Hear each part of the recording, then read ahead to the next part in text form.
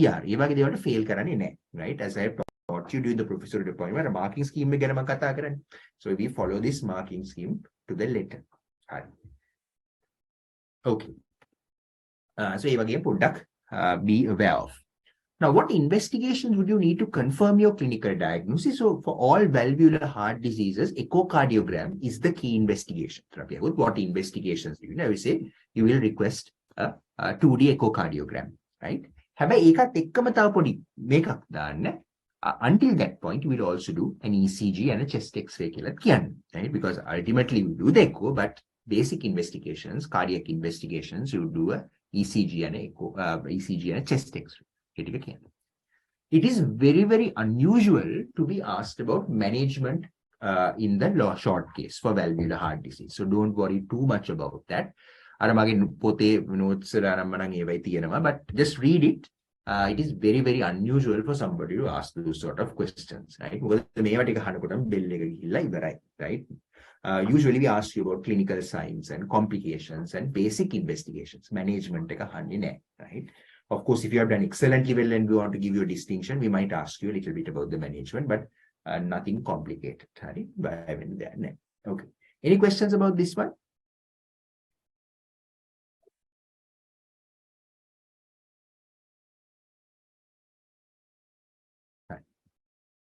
Okay. Right. Now let's go to case 2. Right. So let's read this again. Radial pulse is low volume but regular. There's a slow rising carotid pulse, right? The moment you feel a slow rising carotid pulse, you know what the diagnosis is, right? And I also taught this during your clinical appointments. In addition to the slow rising carotid pulse, if you feel a thrill in the carotid artery, that strengthens your diagnosis massively, right? So apart from the slow rising carotid pulse, if you feel a thrill in the carotid pulse, that is a very, very important diagnostic sign, right? And also this patient has ejection systolic murmur in the aortic area, which radiates the carotid. So putting everything together, the diagnosis is aortic stenosis. Diagnosis aortic stenosis. And you know that the apex is usually not displaced and is heaving in aortic stenosis. Right. Okay. Yeah. Hari. So, so Chamatka, now in this sort of patient, if, so tapping, what the word tapping means is that you can feel a palpable S1 at the apex. That is what it means simply, right? But in the definition of a tapping apex, it implies that the apex is non-displaced. So in this sort of case, you just say that the apex is displaced and I felt a palpable first heart sound at the apex. That is how you present it. Because by definition, a tapping apex is undisplaced. Ekai prashni, right? That is why. Right. Shamaka, carotid bruit, hepatic bruit, remember to use the bell of the stethoscope and remember, don't fall into this situation. Pediatric diaphragm, if you have not already done that. Obviously, the examiner knows that you have not done any clinical work, right? Pediatric diaphragm, right? So make sure that you take that off and put the bell and go, right? Because all bruits are auscultated with the bell of the stethoscope, right? So coming back to this case is aortic stenosis, right? Now let's talk a little bit about the questions that we can ask you. So again, aortic stenosis, and again, I would encourage you to talk about the complications if you can, right? Aortic stenosis, where the main complication that you're looking for would be heart failure. Yes, Niput, carotid radiation, all everything is the bell. Yes. Okay. Now, the next question, what are the differential diagnoses of an ejection? So again, we are focusing on clinical questions here, right? Clinical questions. So we can ask you, in this patient, there is ejection systolic murmur in the aortic area. What are the other differential diagnoses of an ejection systolic murmur in the aortic area? Right? So you have aortic stenosis, which you already know, right? With aortic stenosis, another very similar clinical syndrome can arise with aortic sclerosis. Right? So you can have aortic stenosis and aortic sclerosis. These are two important differentials of ejection systolic murmur in the aortic area. Uncommon things like coarctation of the aorta, when it's very proximal, can also cause an ejection systolic murmur in the aortic area, right? But the coarctation has to be quite proximal, right? That's rare. And also sometimes you can hear flow murmurs in the pulmonary and aortic area as an ejection murmur, right? Flow murmurs, right? That occur due to anemia, for example, right? These are all flow murmurs, right? And the key thing about a flow murmur, it changes with posture. The intensity changes with posture and body position. So at the exam, we are quite interested in the way you differentiate aortic stenosis from aortic sclerosis. And that is a very important question that you need to be able to answer. Right? It's very, very easy. Two things. One, aortic sclerosis will never ever cause any pulse or blood pressure abnormalities. Right? So aortic sclerosis will never cause pulse or blood pressure abnormalities. Right? So pulse will be normal, blood pressure will be normal. Whereas in aortic stenosis, we have already discussed that it causes a slow rising pulse. And also the blood pressure, the systolic pressure can go down and the diastolic pressure can go up a little bit, right? Because the resistance, the diastolic pressure goes up. And that causes a narrowing of the pulse pressure, right? Narrowing of the pulse pressure. So in aortic stenosis, you get pulse abnormalities and blood pressure abnormalities. Whereas in aortic sclerosis, nothing, right? Pulse and blood pressure is absolutely perfectly normal, right? The second difference is in aortic stenosis, we have already said that the murmur radiates to the carotids, right? It radiates to the carotids. But in aortic sclerosis, it does not radiate, right? The murmur is right at the aortic area, doesn't go anywhere else. Right? So that is the difference between aortic stenosis and aortic sclerosis. So this is a very common question that we like to ask, and also you might ask other differentials of a murmur in the aortic valve. So you can say rarely proximal coarctation of the aorta, and also flow murmurs, which are best heard in the aortic and pulmonary area. Right. So these are your key differential diagnoses. All right. Now, in this case, and this frequently happens, and you can get tricked very, very nicely. Most of the time in aortic stenosis, you also hear another murmur in the mitral area, right? So you hear a systolic murmur, short systolic murmur. It is not a pan-systolic murmur. It is a short systolic murmur in the aortic area, in the mitral area, right? And this is very common. And also, the murmur sounds a bit different there as well. Right, the murmur, the sound of the murmur is also slightly different in the apex. This is very common, right? This is very common, and we love to ask this question, right? So present there is a clearly a murmur in the aortic area, radiates to the carotids, no problem. But you also hear shorter systolic murmur in the apex, right? Now there are two possibilities of this. Second murmur in the apex. So I'm asking the third question here. What is the cause for the systolic murmur in the apex? Right. So this is number one. There are two explanations. First explanation is this is something called Gallavardine phenomenon, right? Where the murmur of aortic stenosis is also heard in the apex. And the musical quality of the murmur is also slightly different. Sir, are you moving your screen, sir? No, I'm not. I'm not doing it. All right. Okay. So this is called Gallavardine phenomenon, where the sound of the murmur is different at the apex, and also there is a murmur at the apex. So this is what you call Gallavardine phenomenon. So that is one possibility. The other possibility is there a coexisting mitral regurgitation as well, right? That is another, right? So how do you differentiate this? So number one possibility, this is just the aortic stenosis, it's Gallavardine phenomenon, or it is a superadded mitral regurgitation. Very simple, right? The best way to differentiate the two is if it was a superadded mitral regurgitation, the apical murmur will radiate to the axilla, right? The apical murmur will radiate to the axilla. This does not happen in Gallavardine phenomenon. This does not happen in Gallavardine phenomenon, right? The second thing is hand grip. This is something you can test, right? If you have the time. Hand grip karama, mitral regurgitation gets, the sound becomes louder. So if there's mitral regurgitation, with hand grip, the murmur becomes loud. There's a little trick. There is an explanation for that, but few days to the exam, don't worry too much about why that is, right? It's because of the increased resistance causing the murmur to increase, the regurgitation to increase, the back pressure to increase, right? But a hand grip causes increase in the intensity of the mitral regurgitation murmur, right? So, yeah. So if it is superadded mitral regurgitation, this apical murmur will radiate, and it is also longer, right? Digaini pansystolic always mitral regurgitation, right? And then the third thing is hand grip business, which you can also say if you like, right? So a very common scenario, Bayavennipa, you can always discuss at an undergraduate level. You say there's clearly an aortic stenosis, but I also heard another murmur at the apex.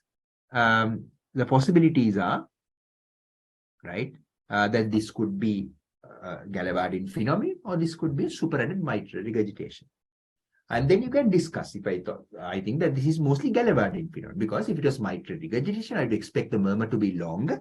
I would expect the murmur to radiate to the axilla, right? And can also talk about the hand grip business as well, if you like, right? So this is a very common scenario when you get AS, and this is a very common question that we will ask as well, right? All right. Okay, so that is that. Now, in aortic stenosis, a very common follow-up question after this would be that we will ask you, okay, what will you ask in the history in this patient? Monada history right? Maybe but these are the important things also. Because these are things that you should know, right? Right. So you have to make sure that you have the important question history, as remember the importance of aortic stenosis, which is symptomatic, means that you will need intervention, right? Most of the time, if you have symptomatic aortic stenosis, that you will need intervention for, right? So things like syncopal attacks, chest pain, right? Features of heart failure, right? These indicate symptomatic aortic stenosis. So these will need intervention. I think if you are interested, in asymptomatic aortic stenosis also, sometimes indication is required, intervention is required based on various measurements, right? Like the pressure gradient across the aortic valve. But there is very clear evidence to say that if the patient is symptomatic with aortic stenosis, that is, you have to intervene. Right? Recently, there was a patient, that I was admitted under me.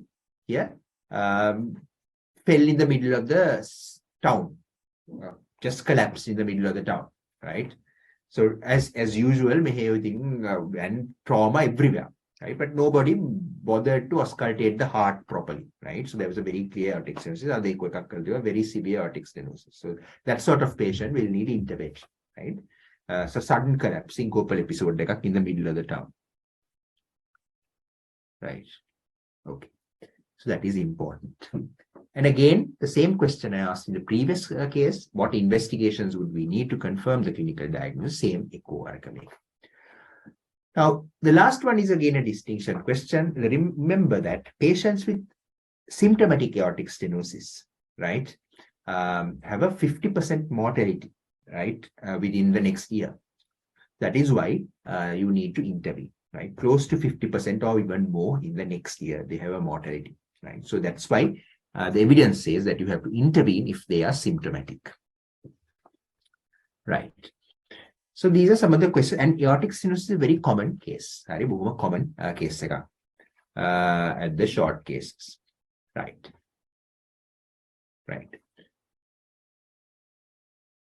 Right. So Vismi Hardina, can MR exist without the apical disease? Of course, yes, Vismi, but and that is when you have mild mitral regurgitation, possibly secondary to mitral valve prolapse. Exam cases, right? So we will give you the best cases, all clear-cut physical signs. In real life, MR can occur. Mild MR, you don't see much of an apical displacement, right? But those, we won't give you the exam, right? In the exam, you will get the very classical textbook physical signs, right? Gallavardine phenomenon, when nobody is really sure. There is a very old paper that talks about it, but people have not sort of updated that knowledge and it's not very clear, right? Tisura, you wanted to ask a question? Yes, sir. Sir, could you explain the difference between this aortic calcification, senile aortic stenosis, and aortic sclerosis? I'm a little confused by ඒක the three. clinically වෙන් කරගන්න බෑ. So sclerosis is essentially thickening and there can be a bit of calcification also, right? So from that you can differentiate stenosis. But remember that can progress calcification, the thickening of the valve can progress into proper stenosis. So this is all a spectrum of things, right? So calcification, sclerosis of the valve, and then it causes stenosis.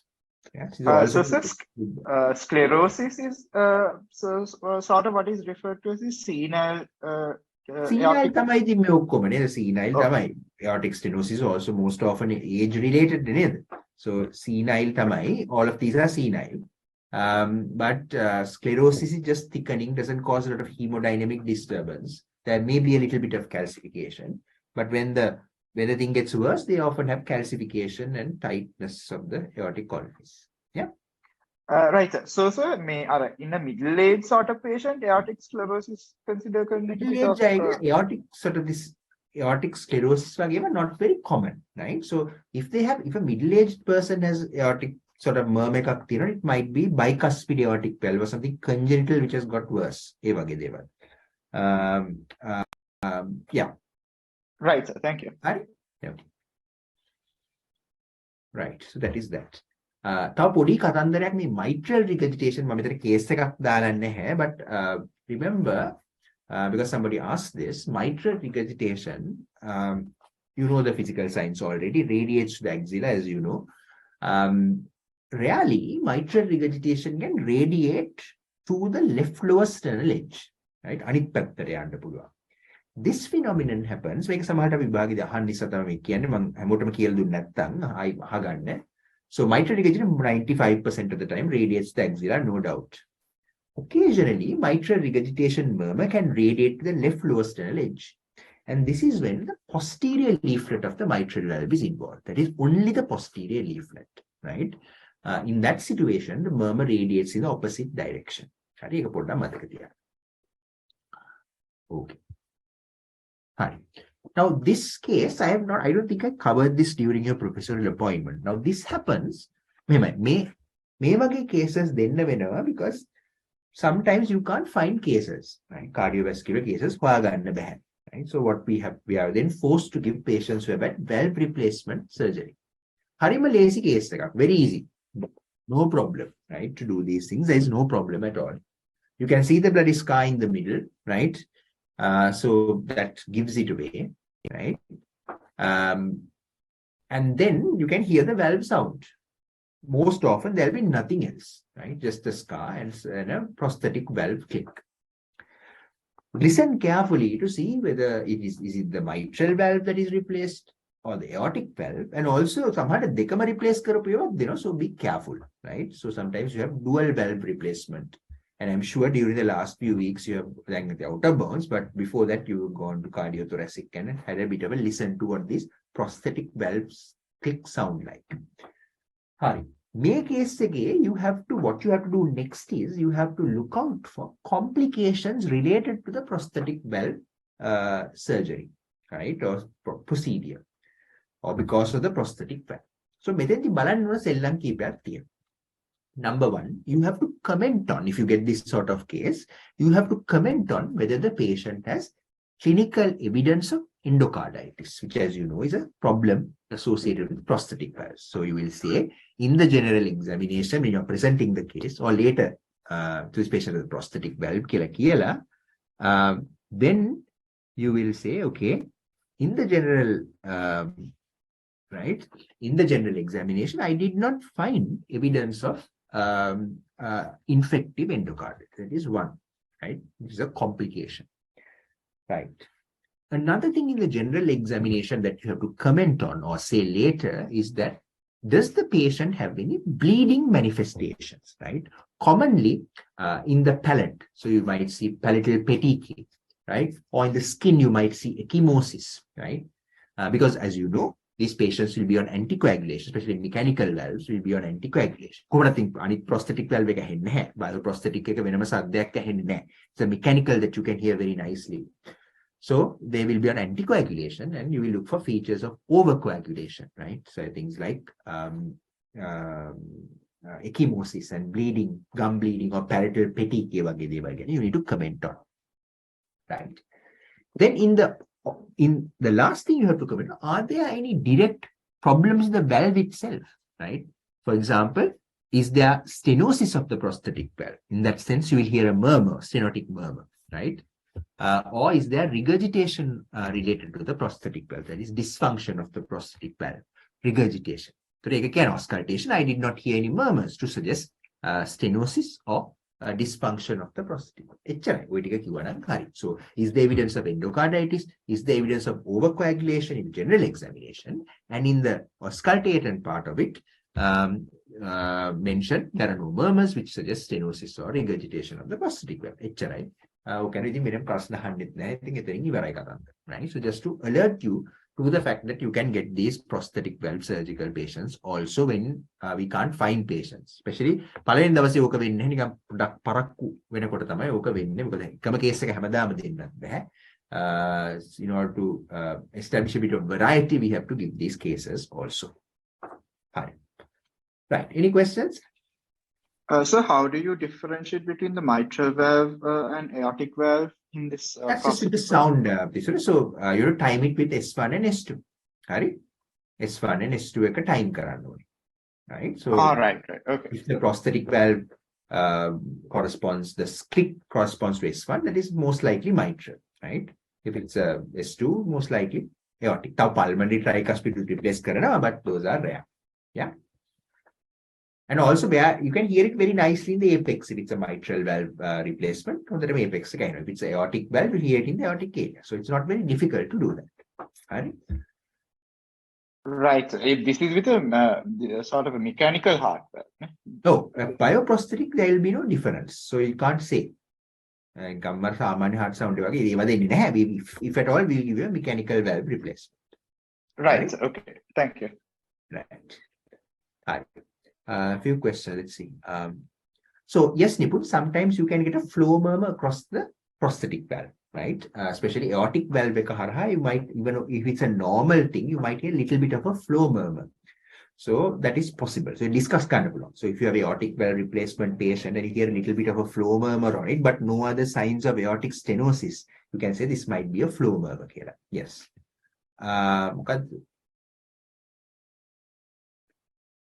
Perivalvular leaks වගේ ආවොත් Hiran you will get regurgitation නේද? So mitral valve stenosis, mitral valve prosthesis sound එකත් එක්ක you will get a regurgitant murmur if there are leaks. Or aortic valve නම් you will get aortic regurgitation. Nice. So අපිට complications ආපම infective endocarditis හැම murmur එකටම කියන්න පුළුවන් sir? As a complication? Regurgitant murmurs වලට කියන්න පුළුවන්. Stenotic murmur වලට කියන්න බෑනේ. Thank you sir. Okay. Right. So those are some cardiovascular cases, and I'm sure you have. I'm just sort of giving you a little bit of a revision on some concepts. Right. I've taught all of this during the appointments to all the groups, but I'm just sort of revising and sort of covering up things that I might have missed, right, which are important for you at the exam. Mitral, can they develop pulmonary hypertension? Yes, especially if the patient is on diuretics, you might not see the pulmonary edema. It might be just the pulmonary hypertension that you will see. Right. Okay, good. Right, so this is case number 4. Again, something that you see very often at the exam, the picture of the hands there. So in general examination, you will notice that the hands, there are fixed deformities. You can see the sign is skin, the sclerodactyly, all of that. So you know that you're dealing with systemic sclerosis.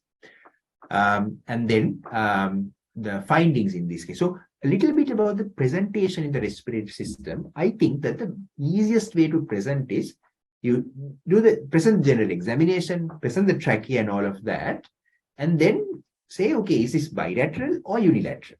Right? It was a නැත්තම් ඔය දැන් මේකේ වම් පැත්තේ මෙහෙමයි දකුණු පැත්තේ මෙහෙමයි එහෙම කියනකොට හරිම boring, right? You say in this patient the findings are bilateral and then you go okay, chest movements are reduced, percussion is dull and auscultation, right? That's a nice way of presenting the respiratory system rather than saying left එකේ මෙහෙමයි right එකේ මෙහෙමයි left එකේ මෙහෙමයි right එකේ මෙහෙමයි. That is a bit of a problem. You can say I examine the respiratory system blah blah blah and then my findings are localized to the right side. Of my findings are bilateral. Then you go inspection, palpation, percussion, auscultation. Right? That is a suggested method of presenting the respiratory system. Right. So here in end inspiratory crackers, so with sclerodactyly in the hands, most likely diagnosis is interstitial lung disease. Right. And most likely cause in this case, given the examination findings of the hands, would be systemic sclerosis. Systemic sclerosis, rheumatoid arthritis, right? So these sort of patients you will get for these cases. What are the other causes? And so in this sort of thing, a clinical question we would like to ask is, what are the causes of fine inspiratory crackers at lung bases? So there are two important causes. One of them is interstitial lung disease and the other one is pulmonary edema, right? Bronchiectasis causes coarse crackles at the bases, not fine crackles, right? Coarse crackles at the bases, right? And not fine crackles. Right. So this is fine crackles are interstitial lung disease and also pulmonary edema. Those are the only two causes of bilateral fine inspiratory crackles. Right. What happens to vocal fremitus resonance in ILD?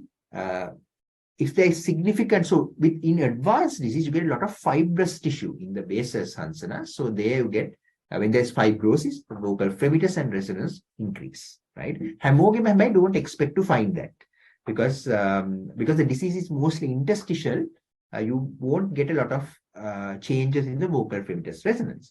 But in advanced disease, yes, there are very stiff, thick lungs at the bases, then you will get an increase in vocal fremitus and resonance. Right. But hemogam you might not get this in everybody. Right. Now, this we discussed. So, interstitial lung disease, we have discussed long cases, we have discussed short cases before. So, investigations are you need three basic things to fall in place. So, one is you need to assess their lung function tests, right? That is the FEV1, FVC, and also the diffusing capacity, the DLCO, right? That's one element of your investigation. Then you need to image the patient's chest, and this, the gold standard, as you know, is the high resolution CT scan of the chest. So those two elements are essential for diagnosis. An optional investigation would be the lung biopsy, right? We don't do that in everybody. We do that in selected patients where the diagnosis is uncertain despite the lung functions and the CT scans, right? So very selected. We don't do it often nowadays, right? Very selected patients like it. Right. So that is a case of interstitial lung disease, very common thing. Right. Okay. Right. So this is essentially the case I got for my finals so many years ago now. Patient had gross clubbing, right? And also if you read through the signs here, trachea midline, and the findings are confined to the right hemithorax. In the right hemithorax, chest movements reduced on the whole right side, stony dullness to percussion, and reduced breath sounds and vocal resonance, right? So this is exactly the case I got for my final exam, right? Hitiye Shamsa Dama hitiye, and I can't remember who else was there, right? And of course, I've told you this story, and people ask me also, people are very scared of Professor Shyam Fernando. And that has been the case for generations. But he's one of the examiners who will give you very high marks if you do well. There are some examiners, I won't mention names, some examiners, then right? However well you do, you will get 62.5, right? But Professor Shyam Fernando is one of the few examiners who give you even 100 out of 100 if you have done well, right? So he's a very good examiner. He's a very reasonable person, right? One of the best examiners that I know. Very fair and very good. Hi. Okay. Right. So What is the most likely diagnosis? Easy, right-sided pleural. Always mention the side, right? When you're talking about respiratory disease. So right-sided pleural effusion. Right. Now, what is the most likely cause? Now, having just done the MCQ paper, you will know all the cause of pleural effusions, but you have to couple this up now with the fact that the patient has clubbing. So you have to now put that together. Clubbing and a pleural effusion is mostly suggestive of malignancy, right? That is the important thing. Clubbing and pleural effusion can also occur in empyema, but remember the patient will be very sick, febrile, and ill if it is an empyema, right? If they have a malignancy, they can be given for the exam. They'll look well, but they will also be emaciated. They might have lymphadenopathy as well, right? So those are that's the most likely cause, right? Malignancy related pleural effusion, right? Now, a very famous question they always ask, even at MRCP and these postgraduate exams, is what are the cause of dullness at the lung base? Of course, pleural effusion is an important cause of dullness at the lung base. So then dullness at the lung base, you can say anything, right? Anything. You can say fibrosis, you can say lung collapse, mass, dullness, right? Pleural effusion, of course, is stony dull, which is slightly different from dullness.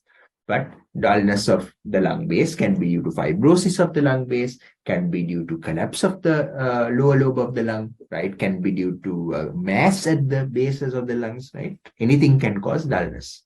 An unusual cause is diaphragmatic paralysis, right? So unusual cause of dullness at the lung base is diaphragmatic paralysis, where the diaphragm moves up, occupying the chest, and the abdominal contents move up, right? So that can also cause dullness at the lung base. Right. So pleural thickening is another thing that causes dullness at the lung base. Pleural thickening, right? Pleural thickening. So pleural thickening, pleural thickening and pleural effusion. How would you differentiate a pleural thickening from a pleural effusion? Very simple again. Pleural thickening, just dullness, nothing else. You won't get any other physical signs, right? It's just the dullness, right? No other physical signs, just the dullness. And pleural effusion, all the other things that we just mentioned have very specific physical signs. Collapse, mass, fibrosis, there are very specific physical signs. In pleural thickening, the only physical sign is dullness. There's nothing else. That is the important thing, right? So these are some common questions that we ask. Right. And this question, I'm sure I mentioned during your appointments as well, but I'm just reminding you of this. And I can still remember Professor Ampad asking this question. So this patient then has a massive pleural effusion. Are you sure the trachea is in the midline? Right. So I said, yes, I'm sure the trachea is in the midline. Then why don't you think the trachea should be shifted? Right. So that's an important question, right? So the answer to this question is, in a massive pleural effusion, you would expect the mediastinum to shift and the trachea to be pushed to the opposite side. But when there is a massive pleural effusion, what happens is the underlying lung collapses. Massive pleural effusion, the underlying lung collapses. So the pleural effusion is pushing the mediastinum, true, but the collapsed lung is pulling the mediastinum. So if massive effusion is pushing the mediastinum, right? But the collapse is pulling the mediastinum.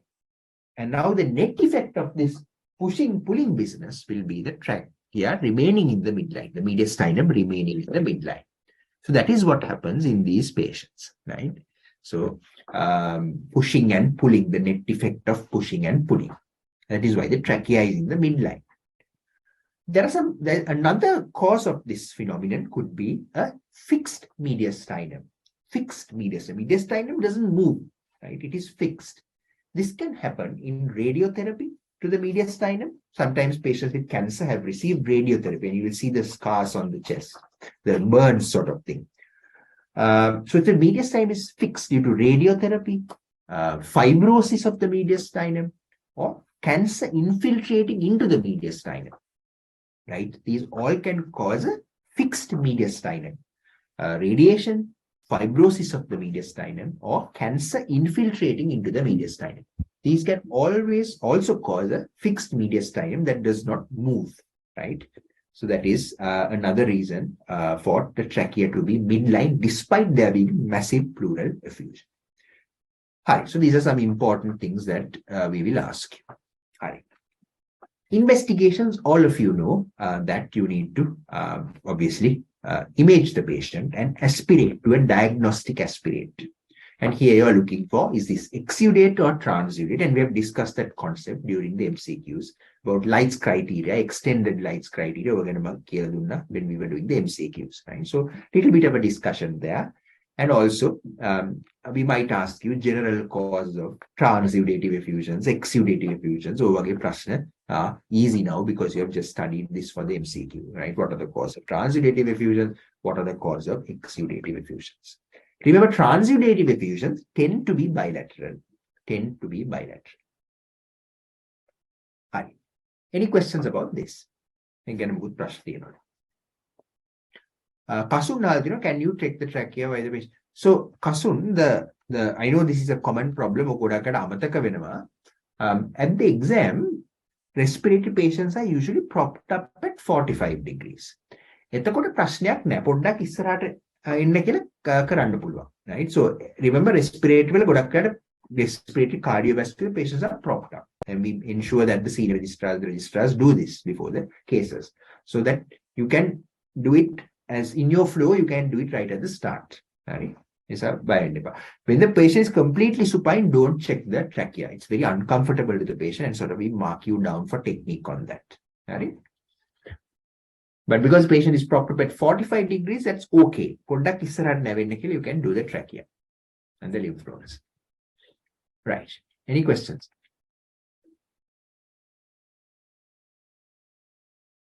Right. So read case number 6 and try to reach a diagnosis. Again, unfortunately, you will have to elicit these physical signs, unlike Oxford medical students where we tell them the physical signs. Right.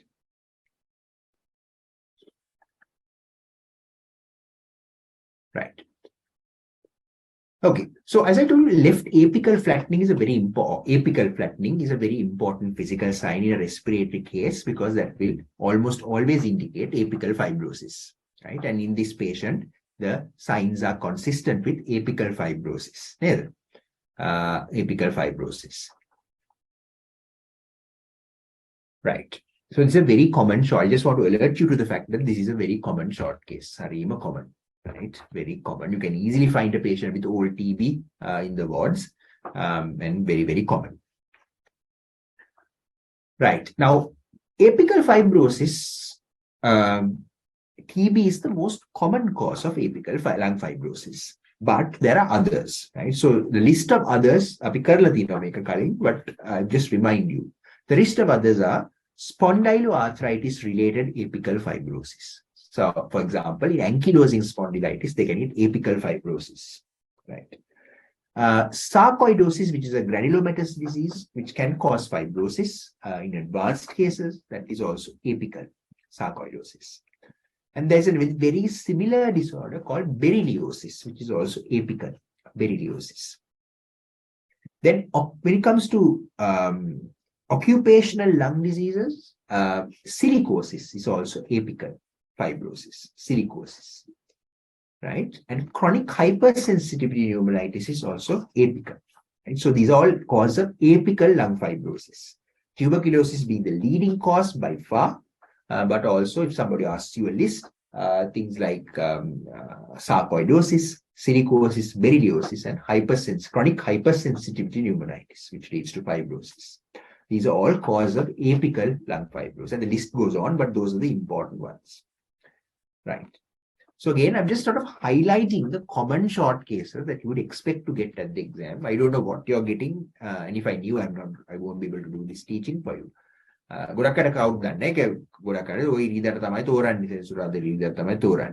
So who knows what is there.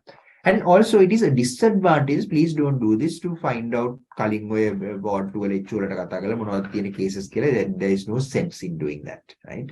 It sort of is harmful, actually, detrimental to your performance. So don't worry, you will do very well. Just go with an open mind. Right?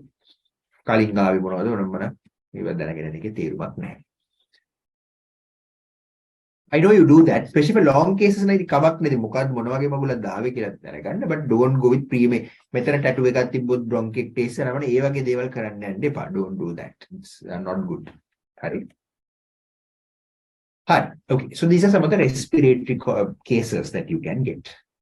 Abdomen ගැන මම ගොඩාක් ලොකු වෙලාවක් වැය කරන්න බලාපොරොත්තු වෙන්නේ නැහැ because we have done on a පොතේ table එකක් තියෙන. I told you that the most important thing is you have to know the causes of isolated splenomegaly, causes of isolated hepatomegaly, causes of hepatosplenomegaly. ඒකෙන් බේරුමක් නැහැ, ගැලවිල්ලක් නැහැ. ඒක බලාගෙන යන්න ඕනේ. Right? And I have given you all these tables in your prof classes, and also in that book also there are tables and tables of this.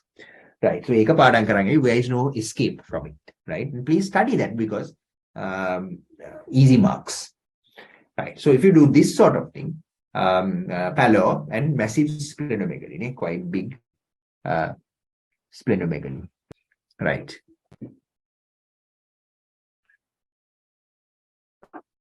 Okay, quite big spleens. Right. So again, in this especially, there is a list of causes of massive splenomegaly that we as examiners love to ask you. Right? Causes of massive splenomegaly. What are the causes of massive splenomegaly? Right?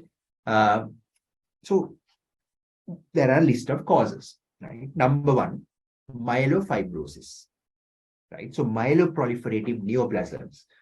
Group PK is a myelofibrosis important disorder that is a cause of massive splenomegaly. Myelofibrosis.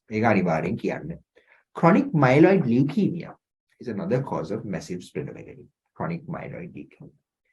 Then you get these infectious diseases like visceral leishmaniasis, which is very rare in Sri Lanka, but we do see cases occasionally, right? Visceral leishmaniasis. Most of them are imported from India, right? But we do see this, right? We do see this.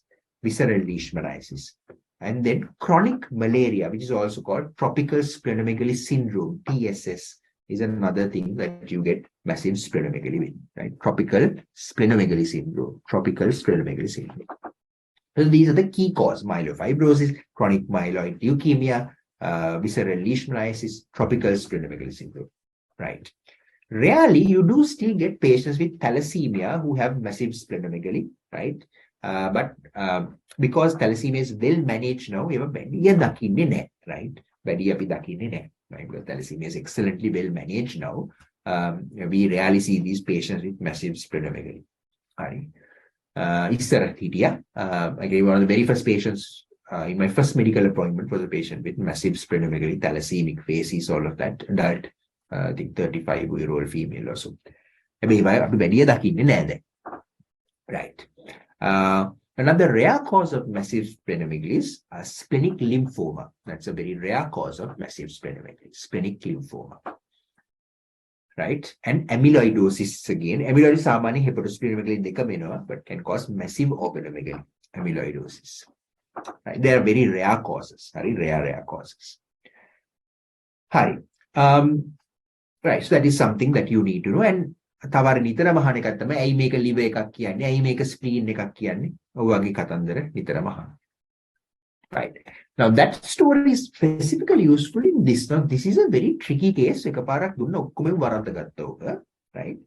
So this is a real life case scenario which almost everybody got wrong. මට මතක undergraduate එකේද post graduate එකේද undergraduate එකේ දෙන්නත් පුළුවන් මේක කරදරයක් නැහැ. So there was a patient who had pallor, generalized edema, and also scar in the loin. Scar එකක් තුර උඩක් එවුක මිස් කරා. There's a mass in the left hypochondrium and loin region. ලොකු mass එකක් තියෙනවා. Now the actual diagnosis here was polycystic kidney disease, and the patient had one of the kidneys removed because of recurrent infection. As you know, polycystic kidney disease, they can get recurrent infections of the polycystic kidney. So patient had a එක පැත්තක අයින් කරලා එක පැත්තක් දෙපැත්තේ මොක ගෙඩි දෙකක් තියෙනවා නම් මොක හොයාගන්න පුළුවන් polycystic කියලා, right? But here the patient only had one side, එක පැත්තක් ගලවලා remove කරලා, right? So people who miss the mass ඔකට ඔක්කොම කිව්වේ splenomegaly කියලා, right? So you have to be very very careful. So how would you differentiate a spleen from a kidney කියන question එක තමයි අන්තිමට අපි අහුවේ මේ patients ලාගේ in the discussion. So how would you differentiate? One is, remember that the kidney is mostly in the loin. You can see loin fullness or lumbar region fullness because it's in the lumbar region. Important thing to note is that the kidney you might be able to get above the upper border. Spleen you will never be able to get above the upper border. Right? So spleen you will never be able to get above the upper border of the mass. Whereas in the kidney renal mass, you might be able to get above the upper border of the mass. Right? Kidneys are bimanually palpable and palatable.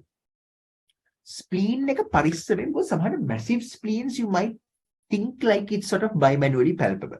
But spleens are usually not palatable. Bimanually palpable, massive spleens, but they are not palatable. So renal masses are bimanually palpable and palatable. Right? So that is a key thing when it comes to a renal mass. The spleen moves very nicely with respiration in the axis of towards the right iliac fossa. There is an axis extending towards the right iliac fossa. It moves. So that move around. Kidney doesn't move a lot with breathing. The kidney is more fixed. It doesn't move a lot with breathing. Right? That is another clue. Right? And finally, as you know, the kidney is a retroperitoneal organ. So you have bowel loops lying on top of it.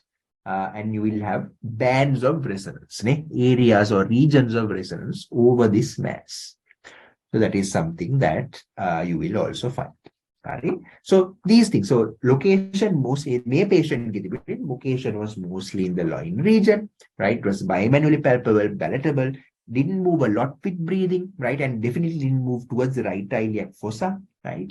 And also the percussion node, there are areas or regions of resonance over the mass. So these are some of the things that students should have noticed. But but then we ask them, okay, could this be a kidney? How would you differentiate between a spleen and a kidney? Right. Okay, so don't be careful. This common problem of kidney, the spleen, also polycystic kidney in a patient, you come and say there is hepatosplenomegaly. Right? So be very, very careful when you're making this differentiation. Right? Okay. Any questions? This is abdomen.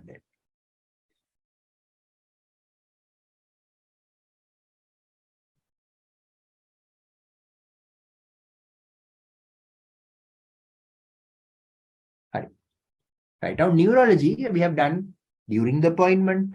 Our MCQ karna kuda, I went through most of these concepts, so I won't spend a lot of time on neurology because I have done this at several points and very sort of different ways I have taught this to you. Right? So neurology, cranial nerves, upper limb, lower limb, you have several types of short cases you can get. Right? So this one is a cranial nerve issue, and this is homonymous hemianopia. Right? So when you have full homonymous hemianopia like this, right? Full and not quadrantanopia. Maybe MCQ karna kota kata kara quadrantanopia again. Right? This is full homonymous hemianopia. The lesion is often in the occipital lobe. Right? That is the most likely location of the lesion. Right? So remember neurology, where is the lesion? What is the lesion? But I hope that is ingrained in your heads. Right? So where is the lesion? Homonymous hemianopia. The important thing here is about macular sparing. So there's full homonymous hemianopia. The lesion is in the occipital lobe. No kata, no sina. The question is about macular sparing. Now, macular sparing exam we won't expect you to do that. But you should know the significance of macular sparing. Right? Macular sparing when there is an infarct of the occipital lobe. Right? Infarct of the occipital lobe, which is due to a posterior cerebral artery occlusion.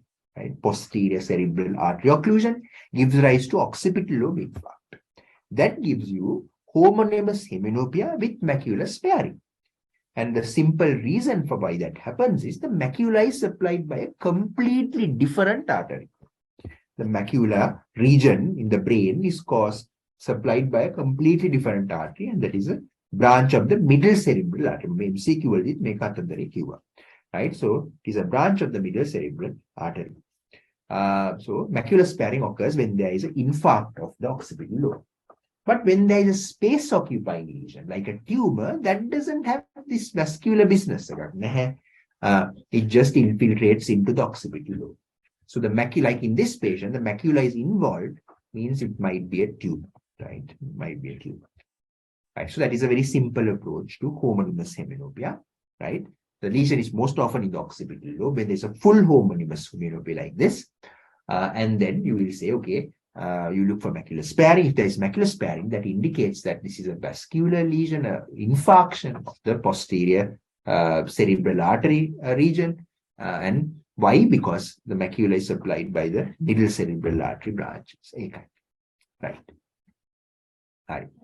So, right. The neurology ඔක්කොම කල්කන මේක මෙහෙම අපි case එකක් හිතුවොත් එහෙම නිකන් just as a thing, right? So imagine that the right eye is normal, මේක පොඩ්ඩක් ptosis වගේ දිනවා, but ඒ පැත්ත normal කියලා ගත්තොත් එහෙම. Right? So this is complete ptosis, right?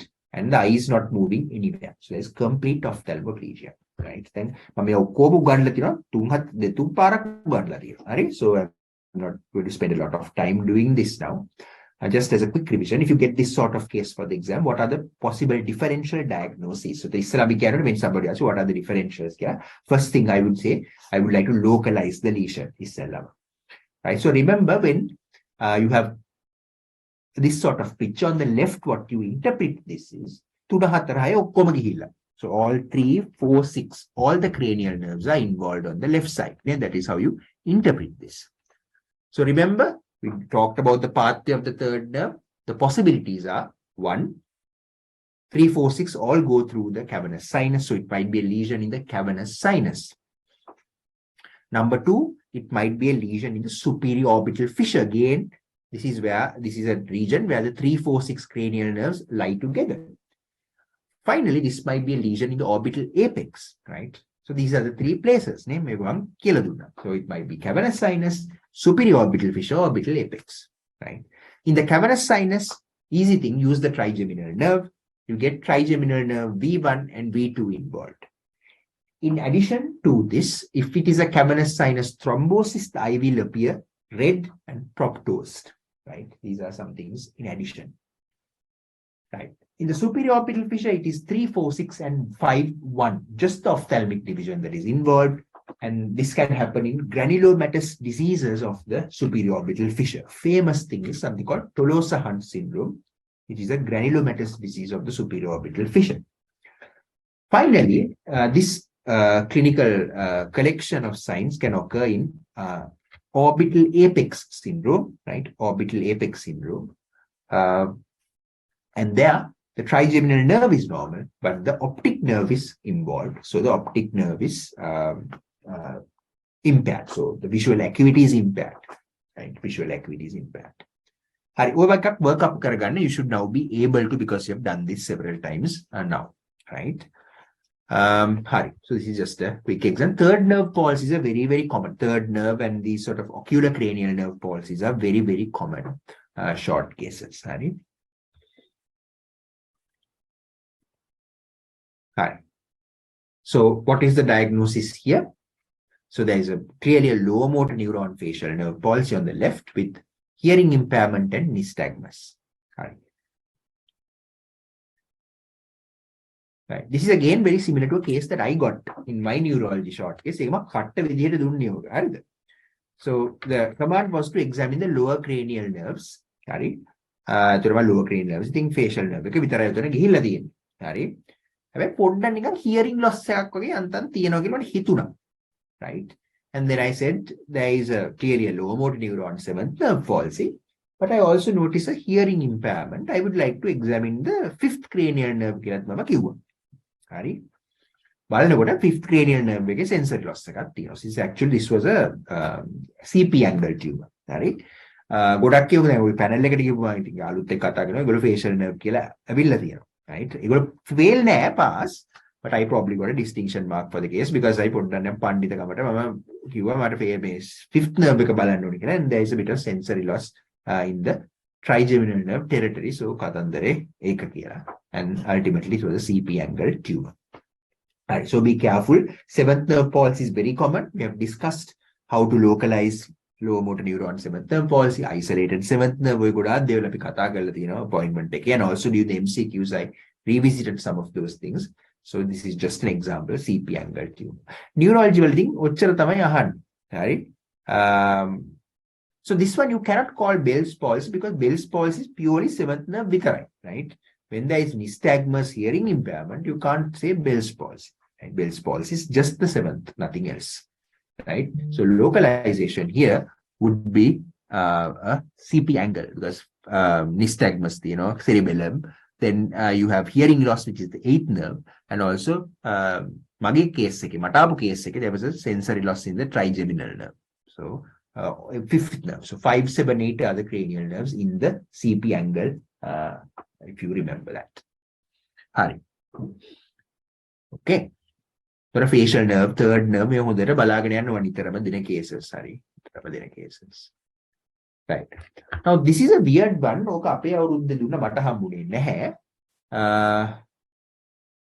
So causes for sixth nerve palsy in a young female.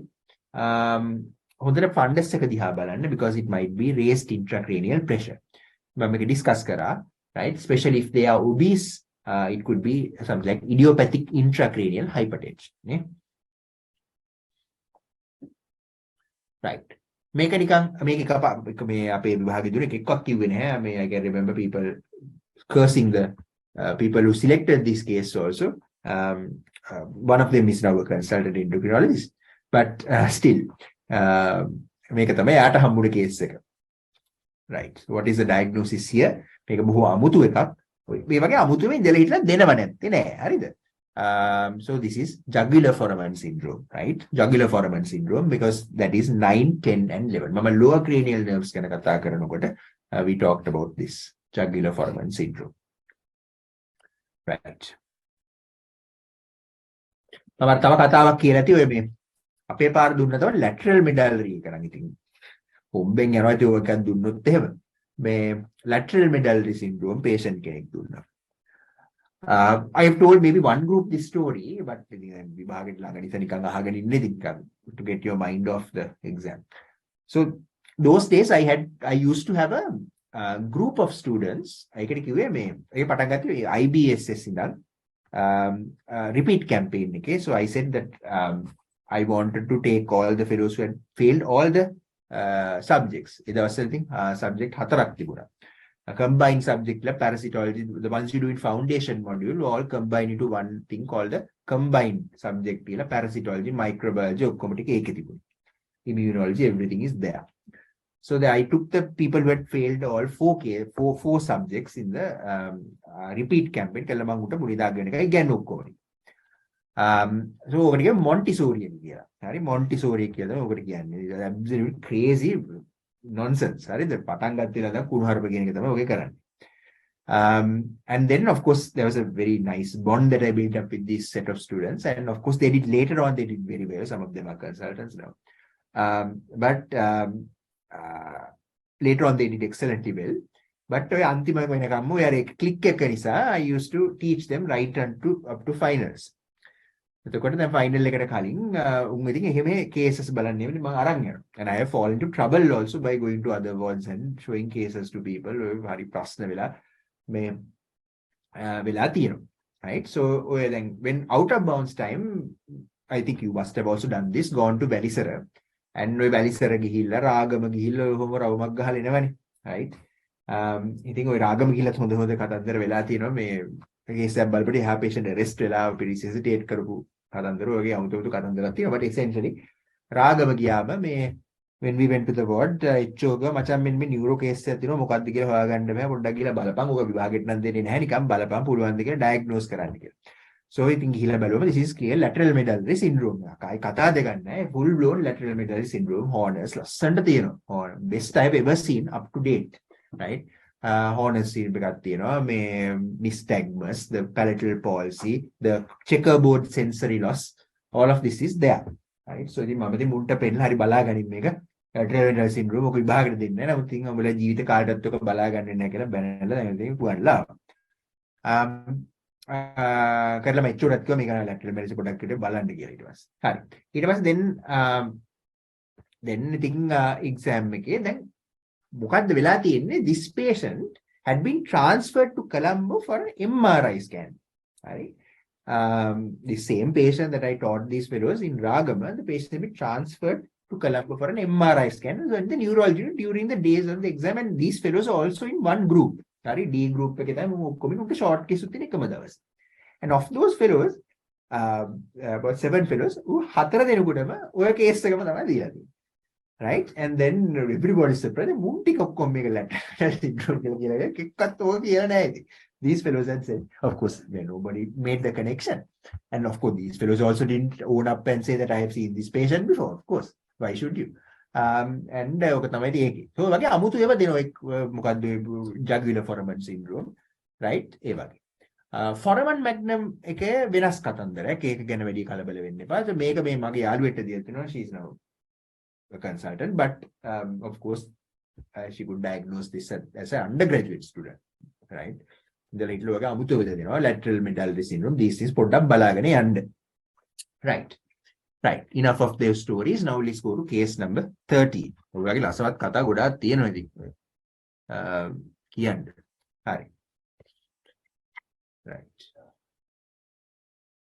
Right. Montessori again. But I will tell you later when you pass the exam. Right. So this is case 13, very common. Something we have done so many times, right? This spasticity story, spasticity related case. So I hope all of you are familiar with this. Right? Spastic paraplegia, the approach to spastic paraplegia. Right? I told you this, remember I told this now, this is about the 5th time I'm telling you this. Sensor level very easy, localization is very, very simple, right? No problem at all, right? If there is no sensor level, use the method of motor localization, right? Motor localization, right? And method make a lesion biceps is absent, inverted supinator, and brisk triceps. So where is the lesion then? Here, right? So it is in the C5, C6 level. That is the answer. If the lesion is above C5 and C6, you get all the reflexes exaggerated, right? Now, if a may pathway, right, on this side. Now, if that is the case, may distinction mark there is a connection. So when you have a spastic paraplegia, no sensory level, examine the upper limbs, all the upper limb reflexes are brisk, right? The lesion could be at the foramen magnum. Foramen magnum lesion, right? If that is the case, right, there are several classical special physical signs that you can get. One of them is downbeat nystagmus, right? One of them is downbeat nystagmus, right? So downbeat nystagmus, again, when you look at, do the nystagmus in the normal manner, elicit in the normal way, the beat is down and not horizontal, vertical nystagmus. So that occurs when you have a lesion at the foramen. So in a patient with spastic lower limbs, all the reflexes brisk, we know the lesion is above C5, C6. So if the lesion is at the foramen magnum, you will get downbeat nystagmus and something called mirroring of movement. Mirroring of movement. Right? That's called mirroring of movement. Right? So that's again a special thing that you might distinction marks. Right. So this is a very common thing. Right. Final one is this upper limb examination, small muscle wasting. Right. Small muscle wasting. Now this you take back to the fact of this low motor neuron pathway that I have taught you. Muscle, bilateral, symmetrical, proximal more than distal, right? No sensory loss, reflexes are usually preserved, right? neuromuscular junction, fatigability, and cranial nerve involvement is very common, ocular. Right. Then polyneuropathy. Polyneuropathy, what is the pattern? Bilateral, symmetrical, distal predominant. Right? Distal predominant. And then reflexes are usually absent. Reflexes are usually absent or significantly diminished. Sensory loss is in a glove and stocking distribution. Right? So that could be possible when you have distal wasting of the hands. This might be a polyneuropathy. So one of the differentials here could be a polyneuropathy. Right? The pattern right? Then neuropathies, there are other types of neuropathies like mononeuropathies, chondritis multiplex, right? Then moving on, plexopathy, radiculopathy, these are all very localized myotomal, dermatomal things. I told you that radiculopathies and plexopathies, all of these are myotomal and dermatomal distribution of neurology. Finally, you come to the anterior horn cell, where again you can get lots of muscle wasting and fasciculations. And remember, Matakai make a cue again, I'm emphasizing the point, when anterior horn cell lesion happens, especially if the etiology is motor neuron disease, you can get a mix of upper motor and lower motor neuron lesion. One of the important differentials of that is motor neuron disease, mix of upper motor, lower motor. So when you have wasting of the small muscles of the hand, one of the important differentials is a polyneuropathy, right? And also motor neuron disease, right? In motor neuron disease, you get a wasting, fasciculations, no sensory loss, and a mixture of upper motor neuron, lower motor neuron size. That is a key thing to look out for, right? Mixture of upper motor neuron, lower motor neuron size. If you think it's motor neuron disease, tell the examiner that you would like to look at the tongue for fasciculations, and we will give you the full marks for that case. Right? Right. So, make a bilateral tamaya. Polyneuropathy, wasting has to be bilateral. Yes. This patient, there is bilateral wasting. But the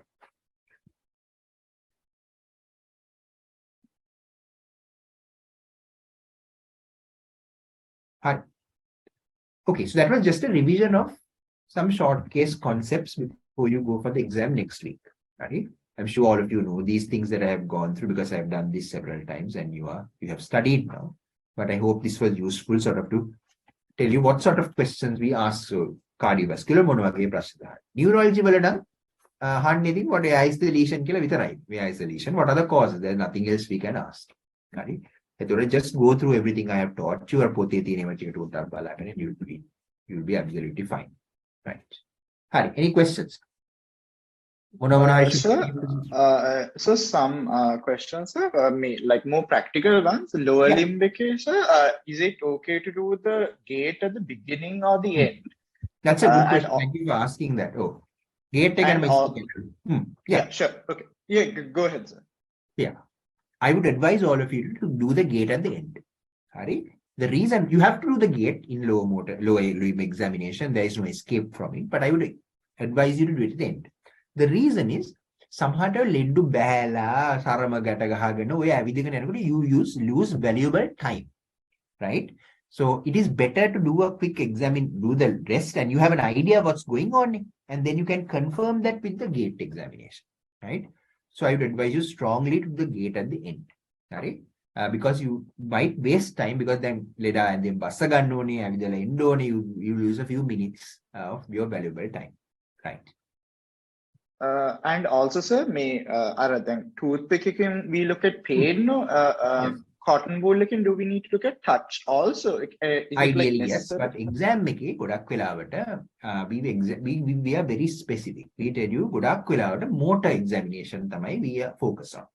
The reason is sensory takes time to do. You have to do the pinprick, the cotton wool, and also subjective patient like so you might listen to the command carefully. We say most of them examine the motor system of the lower limbs, examine the motor system of the upper limbs. If there is some sensory thing, we won't tell it. Sensory finding at sensory level, but most of the time it is just motor system that we focus on. sensory karana, you have to do both this. Yes, you have to do the cotton wool and the pinprick. Yes. Right. Okay. So, and also, sir, may face again. Now, some people say don't use the toothpick. Some people say to you again, come up nakula. What's Basically, your better to use the cotton wool only. That's true. Yeah. Sometimes it can be very sort of uncomfortable. Right. right? මෙහෙනම් තියෙන අර neurotips කියලා very fine sort of sensory ඒවා තියෙනවා but ලංකාවේ ඒවා නැහැ නේ toothpick එකනේ තියෙන්නේ. So better not use that in the face if you can avoid it. Yeah, and also one last question: if they can't, again, say in the lower limbs, motor examination, okay, if you like you check the tone and power, okay, hips move karana bari na, do you need to check the other muscles sort of again? You can say I'm talking about a patient who's sort of paraplegic. Oh, Yeah, remember, if they can't move the hips, what you do is you ask them to move the toes. If they can't, then no point in doing all the things. Yeah, that's what I'm asking. Yeah. Otherwise, you look very silly trying to do all the patient power is 0. Exactly. Yeah. Right. Rehani red hat pinna karang yanna හැබැයි ඕක බලන්න වෙලාවක් නම් හම්බෙන එකක් නැහැ. So how do you pen clip elicit the Babinski sign? යතුරක් කමක් නැහැ. යතුර පොඩ්ඩක් අර උල් යතුරක් අරන් යන්න එපා. බ්ලන්ට් එකක් අරන් යන්න. pen clip එකෙන් මම දැකලා නැහැ කවුරුත් බලනවා. You can use a key but obviously not a very sharp key. knee hammer එක පාවිච්චි කරන්න එපා. You take a key blunted එකක් අරන් යන්න. සුලි.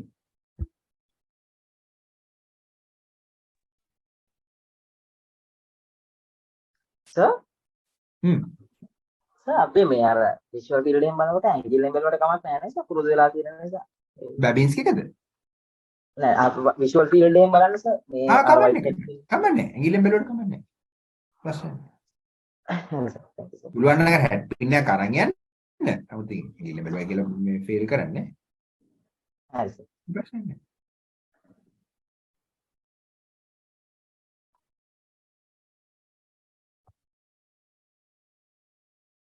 හරි.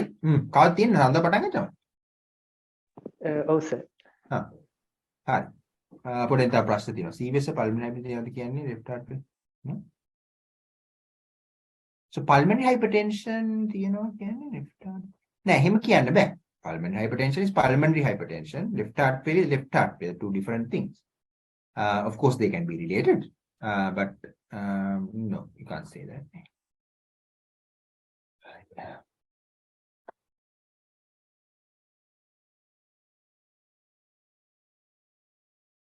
හරි ඉවරයි දැන් ඉතින් ගිහලා පාඩම් කරගෙන රිසල්ට්ස් ආවම කියන්න මොකද